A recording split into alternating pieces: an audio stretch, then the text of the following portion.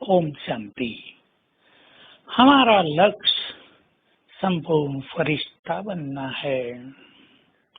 क्यों है ये हमारा लक्ष्य? क्योंकि हमें संपूर्ण पवित्र निर्मल बनकर अपनी कर्मेंद्रियों को शीतल करना है। और ये भी हमें क्यों करना है? क्योंकि इसके द्वारा विश्व की महान सेवा होगी।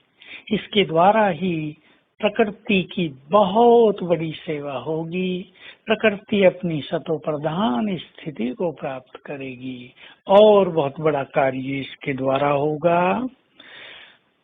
ऐसी धर्मों की आत्माएं जो फरिश्तों में विश्वास रखती हैं, उन्हें हम अपने फरिश्ते स्वरूप के द्वारा बाबा का संदेश दे सकेंगे, ज्ञान दे सकेंगे और उनको उनके परमपिता के समीप ला सकेंगे। और तीसरी बड़ी चीज कि इसी स्थिति के द्वारा हम विभिन्न स्थानों पर जाकर अनेक आत्माओं की समस्याओं का समाधान कर सकेंगे, उनके दुखों को समाप्त कर सकेंगे, उन्हें निरोग कर सकेंगे, उनके घर के अशांति के माहौल में शांति के वाइब्रेशन फैला सकेंगे। तो ईश्वरीय सेवा की दृष्टि से भी और संगम युग के संपूर्ण सुखों को पाने के लिए भी हमें फरिश्ता बनना है। और इससे भी बड़ी बात कि स्वयं भगवान का आदेश है, उसे कुछ फरिश्ते चाहिए जो विश्व का कल्याण कर सकें।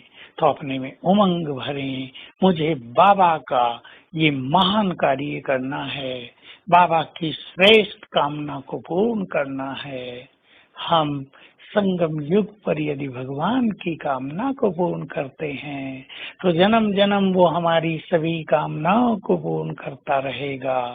यदि हम उसके महान कार्य में सहयोगी बन गए तो जन्म जन्म हमें उसका सहयोग प्राप्त रहेगा। बाकी तो कुछ काम आने वाला नहीं है, नहीं संसार की कोई बातें धन संपदा साथ चलने वाली हैं। तो पहली प्रैक्टिस करेंगे, स्वयं को कहीं भी उलझाएंगे नहीं। जिन्हें फरिश्ता बनना है वो मुक्त करें अपने को, वो किनारे छोड़ें। देख लें, बच्चों में फंसे हैं, काम धंधे में फंसे हैं, धन संपदा में फंसे हैं, लोग लालच में फंसे हैं, मान सम्मान में फंसे हैं या सेवाओं में फंसे हैं।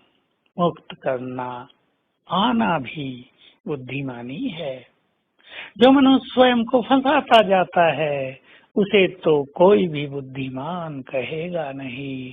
जो मुक्त कर दे वही दिव्य बुद्धि से संपन्न है, वही समझदार ज्ञानी और योगी है।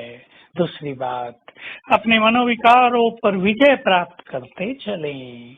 काम वासना शांत होती चले, कर्मेंद्रियां शीतल हों। इसके लिए बहुत अच्छा अभ्यास, मैं परम पवित्र आत्मा हूँ, मैं देवकुल की पवित्र आत्मा हूँ, मैं पवित्रता का फरिश्ता हूँ। क्रोध को भी छोड़ते चलना है, क्योंकि क्रोध भी अपवित्रता है। क्रोध से इकट्ठी की हुई शक्तियां नष्ट होती रहती हैं। क्रोध से हमारी बुद्धि की दिव्यता समाप्त होती रहती है। और अहंकार पर भी बहुत ध्यान देना है।